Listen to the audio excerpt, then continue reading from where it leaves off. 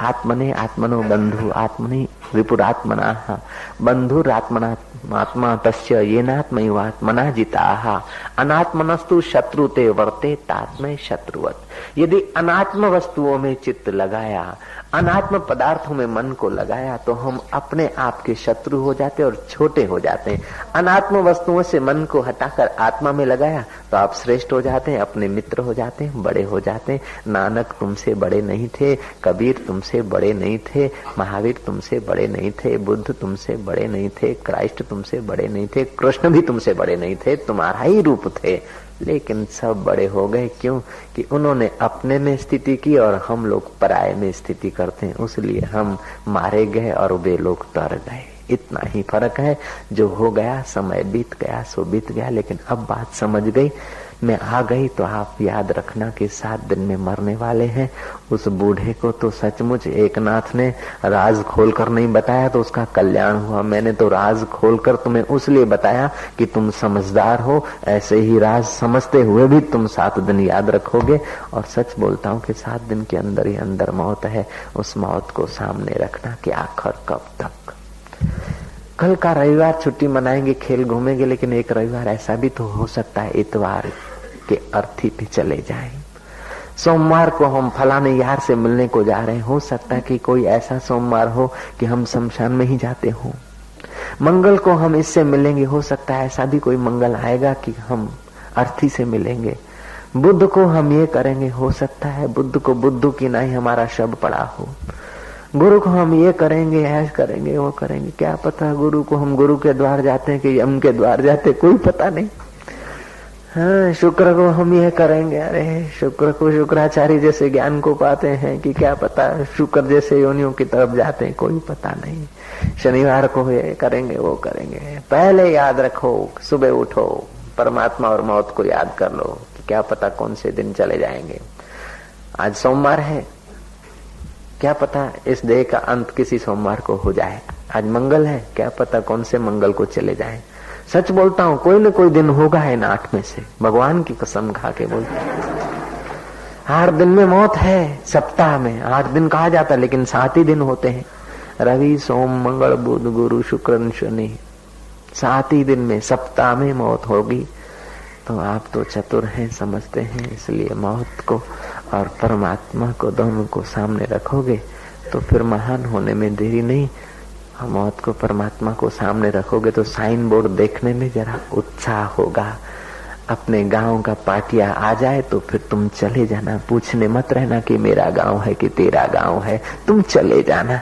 फलाना गया कि नहीं गया उसका इंतजार मत करना। कई लोग आश्चर्यचकित बातें करते हैं, बैठते हैं, वातावरण में शांत हो जाता है उनका चित्त, और जब चित्त शांत होता है तो खुली आंख भी आनंद आने लगता है, और चित्त शांत नहीं तो बंद आंखें भी कुछ नहीं होता है।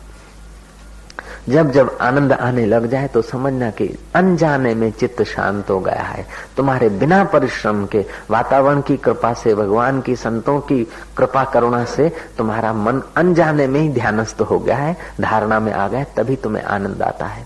लोग अजीब होते हैं कि साईं मेरे पर दया करो। क्या बात है कि मेरा ध्यान नहीं लगता है, दया करो मेरा ध्यान नहीं लगता है।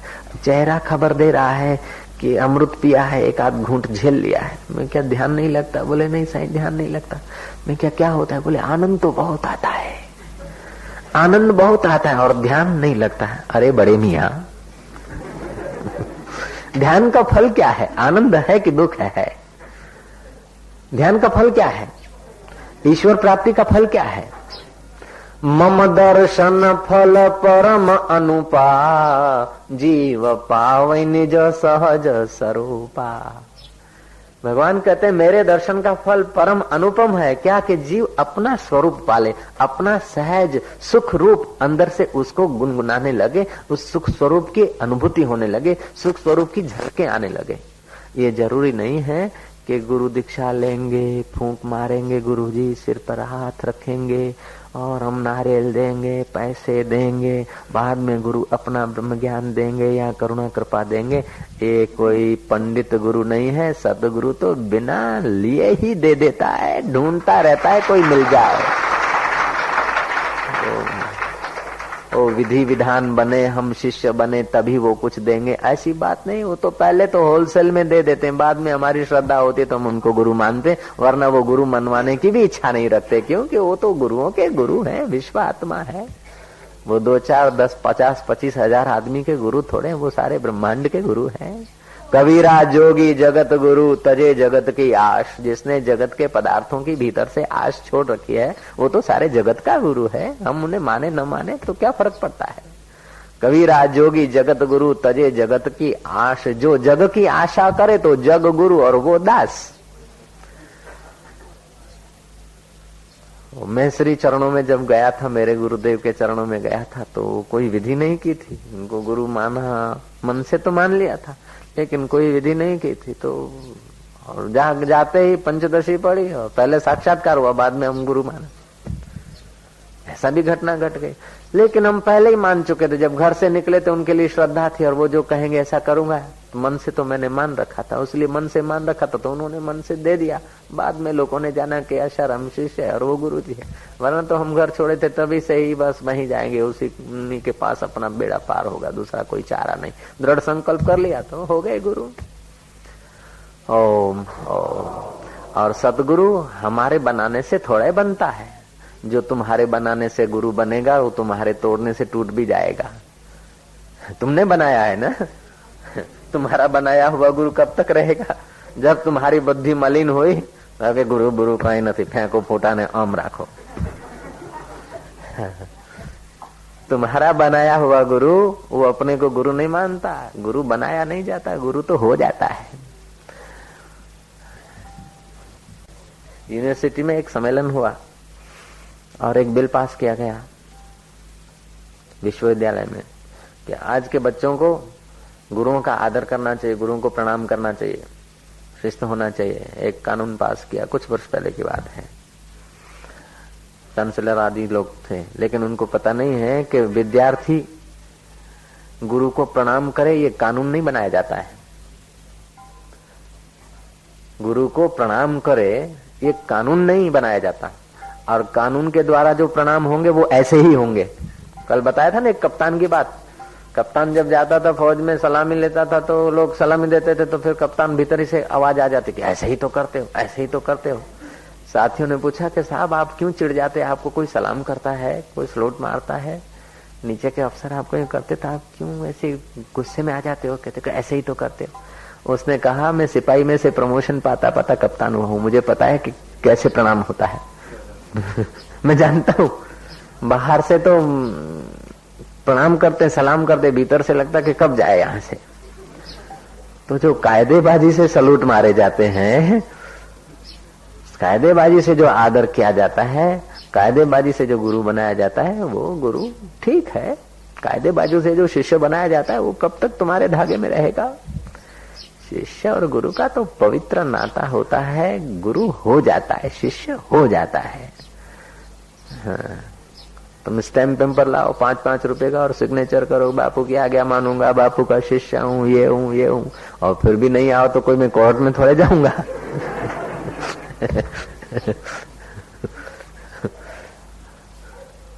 ये तो ज्यों शुद्ध हृदय होता है त्यों गुरुओं के लिए अपना नश्वर नछावर होता जाता है।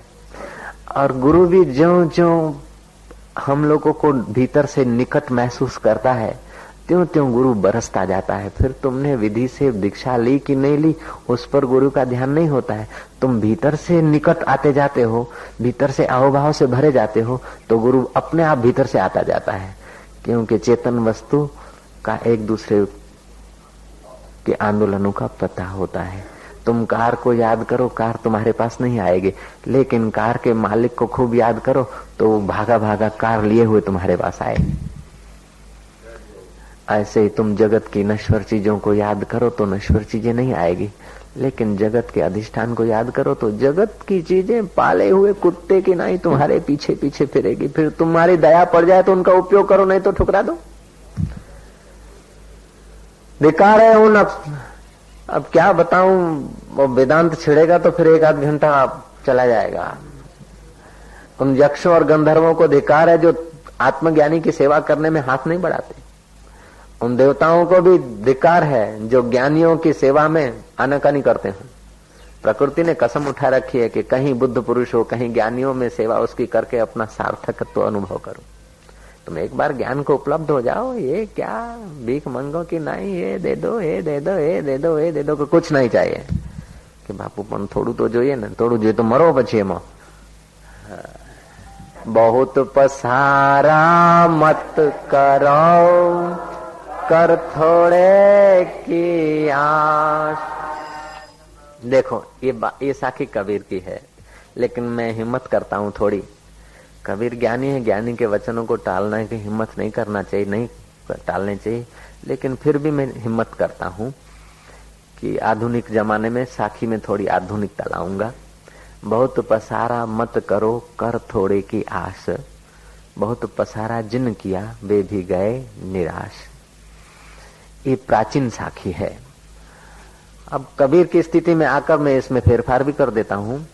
मैं यूं कहूंगा कि बहुत पसारा मत करो, कर प्रभु की आश, बहुत पसारा जिन किया वे भी गए निराश। क्योंकि लोग बोलेंगे थोड़ा तो कबीर जी ने कहा એટલે થોડું तो आलो, लेकिन ये थोड़ा भी निकम्मा है, ज्यादा भी निकम्मा है। थोड़ा बहुत मिलने की तुम इच्छा मत करो, तुम प्रभु की इच्छा करो, बाकी का तो वो अपने आप आएगा। पाश्चात्य दर्शन शास्त्री कहते हैं first deserve and then desire. पहले अधिकारी बनो और बाद में इच्छा करो। वेदांत बोलता है छी, deserve only not to desire. अधिकारी बनो, इच्छा मत करो। आप सम्राट बन जाते हैं, फिर इच्छा थोड़े करते कि मुझे राजमहल मिले, मेरे को नौकर मिल जाए, मेरे को चाकर मिल जाए, मेरे को रथ मिल जाए। अरे तुम कलेक्टर की पोस्ट पर आ जाते हो, फिर ऐसा थोड़े कहते हो कि मेरे को चपरासी मिल जाए, मेरे को क्वार्टर मिल जाए। वो अपने आप व्यवस्था हो जाती। तुम न्यायाधीश की कुर्सी पर बैठ जाते हो, फिर थोड़े तुमको चिंता करनी पड़ती है कि मेरा ऑफिस का मटला पानी का भर लूं, जरा बुहारी कर लूं, वादी प्रतिवादी जरा आ जाओ, वकील लोग जरा आ जाओ। नहीं, जज का अपनी कुर्सी पर बैठना, न्यायाधीश का अपनी चेयर पर विराजमान होना ही सारी न्यायालय में हरकत शुरू हो जाएगी, सब काम होने लगेंगे। ऐसे ही तुम अपनी कुर्सी पर बैठो, अपने आत्म खजाने पर आरूढ़ हो जाओ, अपने असली गद्दी पर बैठो, बाकी का काम तो यूं होगा अपने आप। होता है कि नहीं होता? देखो जरा, तुम्हारे जीवन में नहीं देखे तो किसी के जीवन में देखो। एक मेहमान आवे ने तो जीभ બહાર નીકળી જાય, હોફી જાય। મહિનો મહિનો પહેલા તૈયારી करके वे वही आवाना છે, नोम आवाना છે, नोम आवाना છે। एक दो मेहमान आता है तो कितना हो जाता है बर्डन, बॉदरेशन। छोटी मोटी शादी करते हो, 10, 5, 25, 50 मेहमान आते हैं घर में तो कितना पोटला शुरू हो जाते हैं। और અહીં જુઓ તો કોઈ નહીં, આ 500, 700, 800 મહેમાનો આયા, વેવાઈઓ બધા પહેલાથી તૈયાર, બેસવાનું તૈયારી કરો, રાત દાડો કરે, આમ કરો, એ કરો। પણ એ કરાવવા વાળા સાધકો, એમને भी બર્ડન नहीं। सेवादारी से पूछो थके हो, उबे हो? नहीं। मैनेजमेंट वालों से पूछो, बोले मैनेजमेंट क्या होता है, हमको तो पता भी नहीं। हो गया हो गया। हमसे पूछो कि बापू कितनी फिक्र है हमारी, कि जरा भी नहीं। आपसे पूछता हूँ कि कितनी तकलीफ है, बोले जरा भी नहीं। हमको जरा भी फिक्र नहीं और तुमको जरा भी तकलीफ नहीं। क्यों? ऐसा क्यों? अरे तुम निष्फिकर परमात्मा की ओर आते हो तो बाकी का सब गौण हो जाता है और प्रकृति सहयोगी हो जाती है। अपने को बोझा नहीं उठाना पड़ता है। अपने को कर्तृत्व का अभिमान होता है तभी बोझा लगता है, कर्तृत्व का अभिमान नहीं है। देह अध्यास गल जाए, परमात्मा तत्व का साक्षात्कार हो जाए तो फिर तो तुम्हारे लिए सब खेल है, विनोद है। विनोद मात्र व्यवहार जैनो ब्रह्मनिष्ठ प्रमाण। तुम्हारा व्यवहार विनोद जैसा हो जाए। व्यवहार को इतना महत्व नहीं दोगे, बस सिर पे चढ़ बैठे, हृदय का कब्जा ले लेंगे। હવે શું થશે, હવે શું થશે, શું થશે, બહુ બહુ તો થઈ થઈને શું થશે। हमारे गुरुजी विनोदी बात कहा करते थे कि हमारे गांव में पुरसुमल बामन था, ब्राह्मण। और गांव में जब बारिश देर से होती तो हम लोग सब जाते, हमारे बुजुर्ग जाते तो मैं भी साथ में जाता, गुरुजी लीला साहब। तो पुरसु मिस्र, माना मिस्र चऊं सिंधी में, बामण मिस्र। तो पुरसु बामन के पास समझाते सब गांव वाले कि भूदेव आप बताओ कैसा बरसात होगी कि नहीं होगी। तो बोलता भाई देखो मैं बुढ़ापे में 2 बातें नहीं बताऊंगा, बात एक बताऊंगा। सच बताऊं कि झूठ? बोले सच बताओ। वो बोलता था कि ऐसे है कि देखो आखिरी बात बता दूं कि दो चार बताऊं? बोले एक ही बात बताओ। वो हारी नारी सब हाथ जोड़े हैं। वो पुरुष ब्राह्मण खूब शांत होकर बोलते थे कि भाई एक ही बात बताता हूँ, सच्ची बात बताता हूँ, विश्वास करना, सुन लेना, बरसात पड़ेगी या तो नहीं पड़ेगी। ये तो हम भी जानते, ये तो हम भी जानते। बोले हमसे झूठ मत बुलवाओ, या तो पड़ेगी या तो नहीं पड़ेगी, मैं बोल देता हूँ। ओम ओम ओम। ऐसे ही संसार का हाल है, या तो अनुकूलता आएगी या तो प्रतिकूलता आएगी, तीसरा तो कुछ है नहीं है। या तो अनुकूलता आएगी या तो प्रतिकूलता आएगी, या तो अनुकूलता पड़ेगी या तो नहीं पड़ेगी। ओह, या तो यश आएगी या तो अपयश आएगी, और क्या होगा? तीसरा तो कोई है नहीं। परमात्मा तो अपना स्वरूप है, परमात्मा तो आएगा नहीं जाएगा नहीं, जो आएगा वो जरूर जाएगा। तुम भी जाओगे, जाओगे कि नहीं जाओगे? तो सब जब जाने वाला ही है तो उनका बोझा अपने सिर पर क्यों रखना? रामतीर्थ दृष्टांत देते थे कि एक युवक की मंगनी हुई, शादी हुई, पहली बार गया ससुराल तो जरा मिठाई का बक्सा और कपड़े लत्ते लेकर जब पहुंचा, गर्मियों के दिन थे, घोड़े पर सवारी होती थी, देखा कि वो घोड़े का जो है जीन बीन सब पसीने से भीग गई है। बड़ी दया आई कि मैं कितना निर्दयी हूँ, एक मैं बैठा हूँ, दूसरा इधर वो सामान, तीसरा ये बिस्तर, चौथा ये थैला, ये सब, इस पर बेचारे पर इतना बोझा। वो युवक उतरा, पीछे तो वो मिठाई की बांध दी, पास में बिस्तर लगा दिया, इधर उधर झोला झंडी सब बांध दिया। बोले कि हाँ अब इससे बोझा हटा लेता हूँ, अपने उठाओ, थोड़ा बांट के ही बोझा उठाना चाहिए। वो सब बोझा अपने सिर पर लाद कर घोड़े पे बैठ गया। घोड़ा दौड़ा तो ऊपर जो लादा था ये वो लादा था, रग रग एक सेल्स जो शरीर के थे उनकी बस छन्नाई हो गई। पहुंचा ससुराल के गांव वाले आए, स्वागत सोमयु करवा के, सोमयु बोमयु पछी पण पेला खाटलो लाओ, अन हॉस्पिटल ले जाए वो खाटलो लाओ के। ऐसे ही सारा तुम्हारे जीवन का बोझा परमात्मा रूपी घोड़े पर है, और तुम बच्चों का, अरे तुम बच्चों का क्या करते हो? बच्चों को जन्म देना तुम्हारे हाथ की बात नहीं है, बच्चों को प्रसन्न रखना तुम्हारे हाथ की बात नहीं, उनकी अकल होगी तो प्रसन्न रहेंगे। तुम्हारा जन्म तुम्हारे हाथ की बात नहीं, तुम्हारा मौत तुम्हारे हाथ की बात नहीं, तुम्हारे काले बाल सफेद होने से रोकना तुम्हारे हाथ की बात नहीं। जब मुख्य काम तुम्हारे हाथ की बात नहीं तो फिर दूसरा भी सौंप दे, परमात्मा को डोरी सौंप के तो देख। मेरा चिंत्यो होत नहीं, हरि को चिंत्यो होए, हरि को चिंत्यो हरि कहे, मैं रहूं निश्चिंत। काम निश्चिंत माना आलसी नहीं, चिंता रहित तुम कर्म करो, फिर जो परिणाम आए वाह वाह। या तो बरसात पड़ेगी या तो नहीं पड़ेगी, यूं हो गया वहां की तीती चाहती नो। और जो लोग निश्चिंत होते हैं ना, उनके कार्य भगवान की दया से हो ही जाते हैं। ऐसे कई लोगों को मैं जानता हूँ कि साईं बच्ची बड़ी हो गई, मैं तू बड़ को फेरा फिर ले, निश्चिंत हो जा। अब यह है कि साईं ऐसी जगह पे हो गया कि होना ही था, कोई बड़ी बात है क्या? ये नियम है, कायदा है। तुम जब निश्चिंत हो जाते हो तो तुम्हारा कर्म करने के लिए प्रकृति अनुकूल हो जाती है कि साईं तुमने जाकर हमारे व्यवहारों के अंदर चेंज कर दिया, वो नहीं किसी को मानने वाले। अभी तो बोलते साईं का फोटो दो, साईं का फोटो दो, साईं अभी तो आपको मानने लग जाएंगे। हमारे को माने चाहे नहीं माने, आपका काम हो गया बस। कि नहीं हमारा तो काम हो गया, लेकिन बाबू आपका नाम हो गया, क्या मिलाओ हाथ अपने दोनों का नाम हो गया।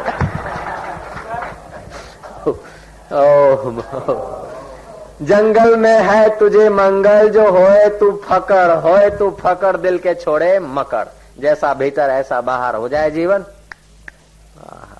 कोई आपत्ति नहीं। जीना इतना मजूरी से थोड़े जिया जाता, जीना तो बड़ा आनंदप्रद है।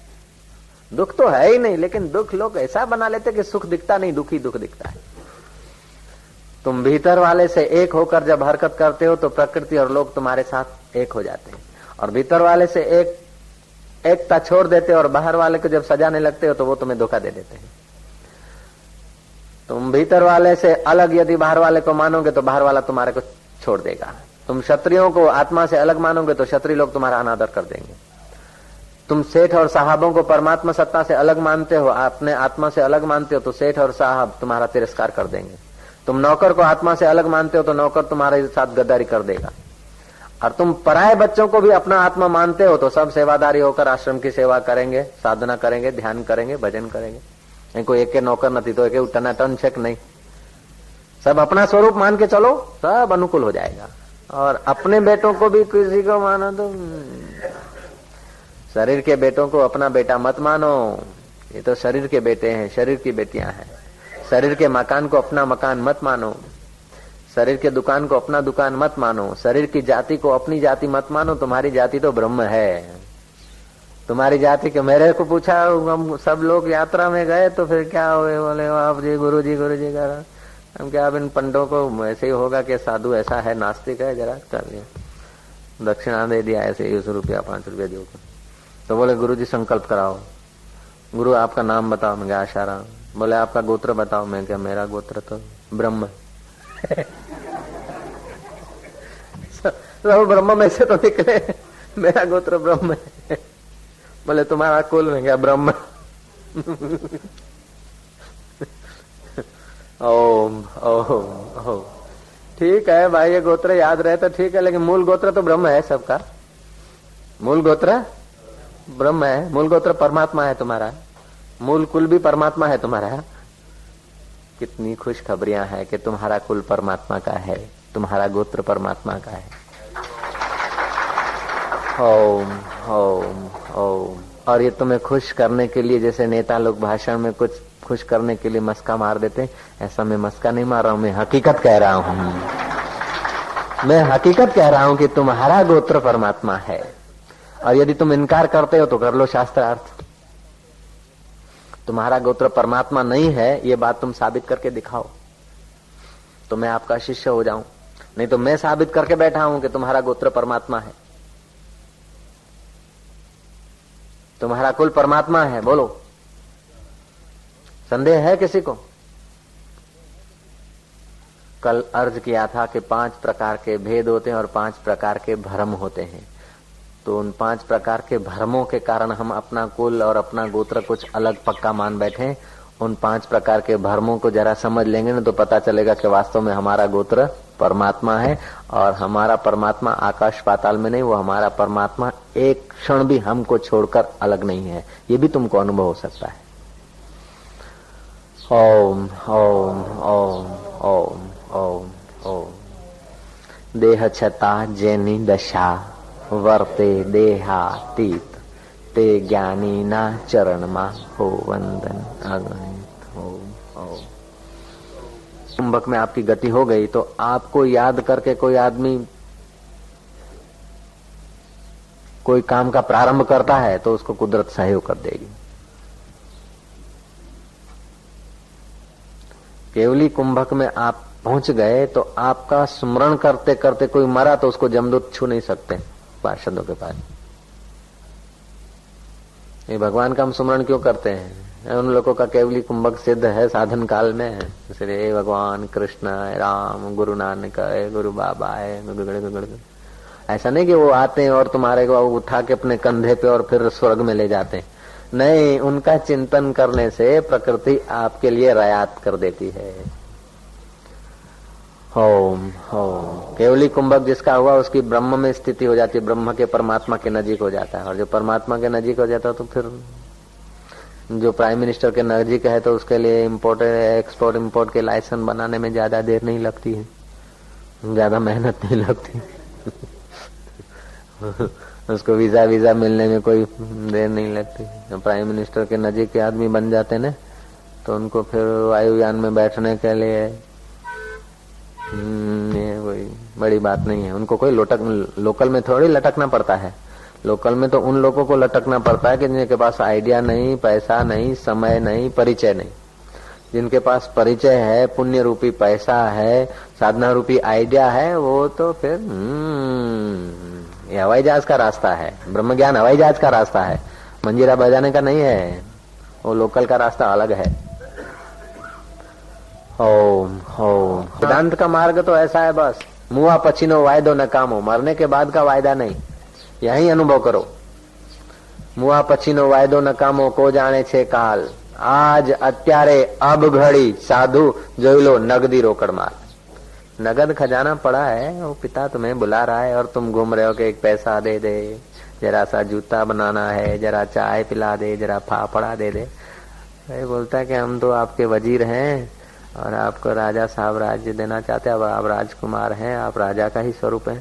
बोले अच्छा तो मेरे लिए रथ कहाँ है, लाओ रथ, चलो ऑर्डर, गंगा जल लाओ, ये लाओ। उसी समय पूरी दरिद्रता चली गई, वहीं दरिद्रता चली गई, नहीं कि राज्य में जाने पर, वहीं उसको पता चल गया कि मैं राजकुमार हूं।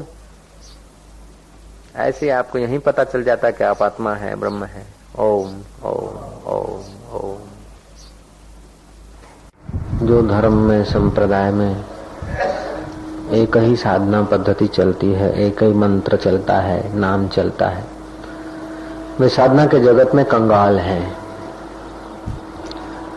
जिस संप्रदाय में, जिस पंथ में एक ही पद्धति चलती है साधना की, एक ही प्रकार का मंत्र चलता है, वो साधना के जगत में कंगाल हैं।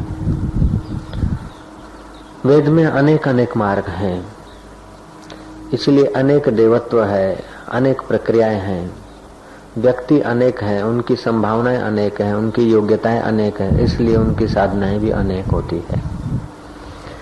जिसके शरीर में पृथ्वी तत्व अधिक है वो शिव जी की उपासना करेगा तो जल्दी सफल हो जाएगा। जिसके शरीर में जल तत्व अधिक है वो विष्णु की उपासना करेगा तो लाभ होगा, शिव की उपासना से न होगा। इतना। जिसके शरीर में तेज तत्व है वो सूर्य की उपासना करे तो जल्दी लाभ होगा, दूसरे देवों से इतना लाभ नहीं होगा। जिसका अन्नमय कोश में मन ज्यादा रहता है वो तीर्थाटन करे तो उसे लाभ होगा। जिसका प्राणमय कोश में मन रहता है उसको प्राणायाम और ध्यान लाभ देगा। जिसका मनोमय कोश में मन रहता है उसको श्रद्धा, प्रेम, अहोभाव आदि के द्वारा उसकी यात्रा होगी। जिसका विज्ञानमय कोश में मन रहता है उसके लिए तत्व का चिंतन करते करते आत्मा में डूबने का रास्ता ही उसके लिए सर्वोपरि हो जाता है। और जिसका आनंदमय कोश में मन रहता है उसके लिए आनंद स्वरूप परमात्मा का बयान करते हुए जगत की भ्रांति हटने का उपदेश ही काफी है। तो साधक अलग अलग होते हैं, सबकी अपनी अपनी क्षमता योग्यता होती है। इस देश के ऋषियों ने बड़ा उपकार किया है कि समूह में बोलेंगे तभी भी अनेक अनेक प्रकार का बोलेंगे, ताकि किसी को कुछ पल्ले पड़ जाए, किसी को कुछ पल्ले पड़ जाए, सबकी थोड़ी बहुत यात्रा होती ही रहे। गुरु भक्ति अपनी जगह पर है, ईश्वर भक्ति अपनी जगह पर है। हर एक जीव को भक्त तो बनना ही पड़ता है, बिना भक्त के कोई नहीं। सब भक्त हैं, सारी पृथ्वी भक्तों से भरी है, अभक्त कोई नहीं। कि बाबा जी हम तो बोलते हैं ये नास्तिक है, ये भक्त नहीं है, ये भक्त नहीं है, आ बिचारो भक्त छे, आ बापड़ो भक्त छे, आ बिचारो भक्त छे। भक्त बिचारो होए नहीं, भक्त बिचारा होता नहीं, लेकिन सचमुच हम बिचारा भक्त कहते हैं तो बिचारा है। सारी पृथ्वी भक्तों से भरी है। कोई देश का भक्त है, कोई सत्ता का भक्त है, कोई धन का भक्त है, कोई जन का भक्त है, कोई सुख का भक्त है, कोई संपत्ति का भक्त है, कोई शांति का पुजारी है तो कोई झगड़े का पुजारी है। कोई देवी का भक्त है, कोई देवता का भक्त है, कोई भगवान का भक्त है तो कोई भैरव का भक्त है। तो बिना भक्त के संसार में कोई समझदार आदमी तुमको नहीं मिलेगा। लेकिन ये सब भक्त खंड खंड के भक्त है। ये भक्त सब एक एक परमात्मा की व्यापकता के एक एक हिस्से के भक्त हैं। कोई राष्ट्र का, कोई देश का, ये ईश्वर के खंड खंड के भक्त हैं। जिसको वेदांत में भक्त कहा गया है, वह वेदांत का भक्त इन सब भक्तों से निराला होता है। जय राम जी की। तो वेदांत तुम्हें खंड खंड की भक्ति से रोकता नहीं, लेकिन खंड खंड की भक्ति में ही तुम्हारा जीवन गंवा देने से तुमको टोकता जरूर है। ये तुम सब करो, लेकिन तुम्हारी दृष्टि थोड़ी बदल दो। खंड खंड से तो व्यवहार करो, लेकिन दृष्टि अखंड की रखो।